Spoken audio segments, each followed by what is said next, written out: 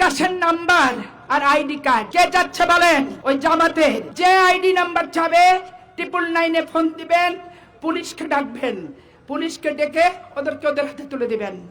কিন্তু কেউ বিকাশ number ID card দিবেন না। আজকে ভোটারদের চরিত্র নষ্ট করতে চায় তারা।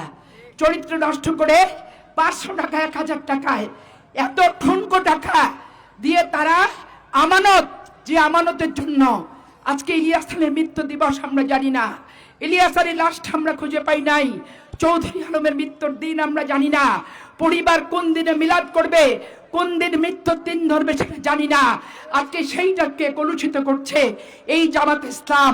আর এই জামাত ইসলামের ইসলামী ছাত্রী সংস্থার মহিলা শাখা, যারা ধর্মের কোনো জ্ঞান নাই, যাদের ধর্মের কোনো সহায়ক না, কোনো বিশেষজ্ঞ না, কোনো অ্যানালাইসিস নাই, কোনো রিসার্চ নাই, আমার মা বোনদের বাড়িতে বাড়িতে যে ছোট্ট ছোট্ট কোরআন শরীফ নিয়ে শপথ করাচ্ছে, 500 টাকা 1000 টাকা লোভ দেখাচ্ছে, মুদিখানার দোকান ফ্রি করে দিচ্ছে, 190 টাকার পাতলা কিছু কম্বল দেখাচ্ছে, আর বোল্ডার মুরগি আর মোটা চালের পিকনিকের প্রলোভন দেখাচ্ছে।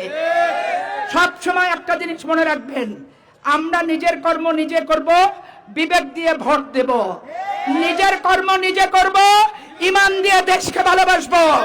নিজের কর্ম নিজে করব, ইনসাফের রাজত্ব কায়েম করব। নিজের কর্ম নিজে করব, ভালোবাসা দিয়ে ভোট দিব। নিজের কর্ম নিজে করব, যাকে ভালো লাগবে তাকে ভোট দেব।